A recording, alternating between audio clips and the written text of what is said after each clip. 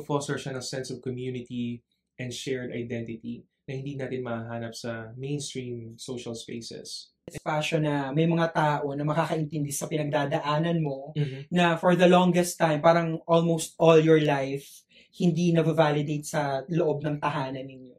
So, ang sarap makakita minsan na nasa iisa kayong espasyo, tapos lahat kayo nagkakaintindihan, kahit hindi ninyo talaga totally kilaling isa't isa. Exactly. You know that parang deep within, meron kayong shared experience. Exactly.